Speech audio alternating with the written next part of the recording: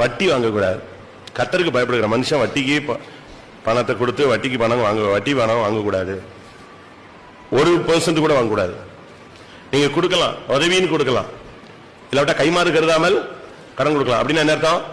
திரும்பி வந்தா வரவு, வராட்டா விட்டுறணும். அப்படி ஒன்றும் தாங்க முடியும்னா தான் நீங்க கடன் கொடுக்கணும்.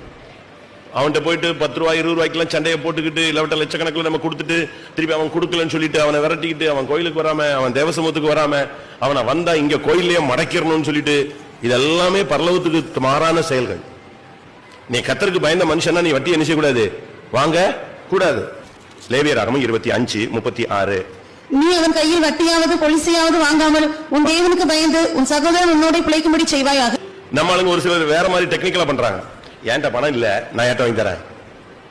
பொய், இப்படி ஒரு பச்சை பொய்யை சொல்ற ஆள்லாம் ரொம்ப பேர் பார்த்திருக்கேன். இவங்க கையில பணம் இருக்கும், ஆனா இவங்க பணம் சொன்னா அவன் என்ன செய்ய மாட்டானா, தரமாட்டான். அதனால நான் இன்னொருத்தன் பணம் சொல்லி அதை கொடுக்கறேன்னு சொல்லி கொடுப்பாங்க. கொடுத்துட்டு அவன் வந்து 4 பைசா கேட்டான், 7 பைசா கேட்டான், 2 பைசா கேட்டான் வட்டி. ஆண்டவர் எல்லா வட்டியும் பார்த்துட்டு இருக்காரு. கர்த்தருக்கு பயப்படுகிற மனுஷன் வட்டி வாங்க கூடாது. வட்டி வாங்கியிருக்குமா? தயவு செய்து கர்த்தருக்கு பயப்படுகிறேன்னு சொன்னா நீ வட்டி கொடுக்காது. பரிசுத்த பருவத்தில் ஒருத்த போய் நீ சேரணும்னு சொன்னா அவன் வட்டிக்கு தன் பணத்தை கொடுக்க கூடாது. 1 பைசா 1/2 பைசா ஒன்னும் கொடுக்க கூடாது. உனக்கு இருக்கா, உனக்கு அது ஒரு ஆசீர்வாதம். நீ என்ன செய், கடன் வாங்காதிருப்பாய். நீ என்ன செய், கடன் கொடுப்பாய். கடன் கொடு, ஒரு டைம் போட்டு கொடு. அவன் திருப்பி கொடுத்தானே வாங்கிக்கோ. கொடுக்கல என்ன பண்றது, சண்டை பண்ண முடியுமா? நான் வட்டி கொடுக்கல, நான் அங்கதான் அப்படி செஞ்சேன். ஒண்ணும் இல்ல, உனக்கு கொடுத்துட்டு அதை தாங்க சக்தி இல்லைன்னா கொடுக்காத. ஒரு சிலர் அப்படி இல்ல, கொடுத்துட்டு சொல்லி காட்டுவாங்க. நீங்க வட்டி கொடுக்குறீங்களா?